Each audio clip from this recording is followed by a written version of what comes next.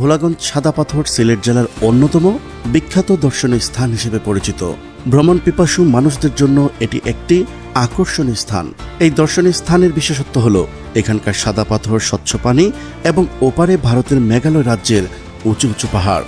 কিন্তু একটা সময় ভোলাগঞ্জ দেশের বৃহত্তম পাথর কোয়ারি অঞ্চল ছিল। ধুলোময় জঞ্জালে ভরা ভোলাগঞ্জ কিভাবে বাংলাদেশের বিখ্যাত পর্যটন কেন্দ্র হয়ে উঠল তা জানাবো আজকের এই ভিডিওতে। চলুন শুরু করা যাক। সিলেট জেলা নয়নাভিরাম প্রাকৃতিক সৌন্দর্যের জন্য বিখ্যাত, আর ভোলাগঞ্জ সাদা পাথর এর অনন্য এক উদাহরণ। পাথরের স্বর্গরাজ্য, স্বচ্ছ পানি, নীল আকাশ আর দূরের পাহাড়গুলো দেখার জন্য প্রতিনিয়ত অসংখ্য পর্যটক এখানে ভিড় করেন। শীত বর্ষা দুই মৌসুমেই প্রতিদিন হাজার হাজার নরনারী, যুব বৃদ্ধ ছুটে আসেন এই সাদা পাথর দেখতে। এই সাদা পাথর না দেখলে ভ্রমণ অপূর্ণ থেকে যায়, এমনটাই মনে করেন এখানে বেড়াতে আসা প্রকৃতি প্রেমীরা। তো কেমন লাগলো আপনাদের এই সিলেট ভ্রমণ? যাইতে মন চাইতেছে না, এমন লাগতেছে। সাদা পাথর মানে অন্যরকম একটা কিছু অনুভূতি ছোঁয়া।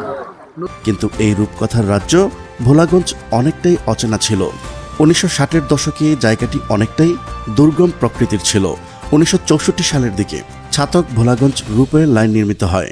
এই পথে ভারত থেকে চুনা পাথর আমদানি হতো, তাই এলাকাটি সবসময় ধূলিময় থাকত। রেললাইনের স্লিপারের নিচে পাথর সরবরাহের জন্য ভোলাগঞ্জ সীমান্ত এলাকায় ক্রাশার মেশিন বা পাথর ধ্বংসকারী মেশিন স্থাপন করা হয়। তাই এলাকাটি সবসময় ধূলিময় থাকত।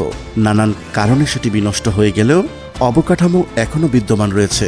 তবে 2016 সালে তৎকালীন সরকার পরিবেশের কথা চিন্তা করে পাথর কোয়ারি বা পাথর ভাঙ্গা শিল্প বন্ধ ঘোষণা করেন।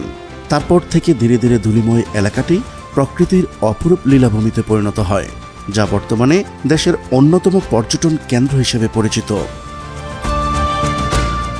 ভোলাগঞ্জের পাশেই রয়েছে ভারতের মেঘালয় রাজ্যের সুবিশাল পাহাড় পর্বত, যেখান থেকে নেমে আসা ঝর্ণাধারা।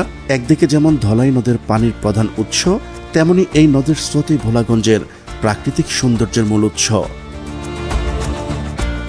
সাদা পাথরের আশেপাশে সবুজ পাহাড়, ঘন মেঘ আর পাহাড়ি ঢলের সাথে নেমে আসা সাদা পাথর ধলাই নদীর সাথে মিশে ভোলাগঞ্জের প্রাকৃতিক সৌন্দর্য যেন আরো হাজার গুণ বাড়িয়ে দিয়েছে, যা পর্যটকদের হাতছানি দিয়ে ডাকে।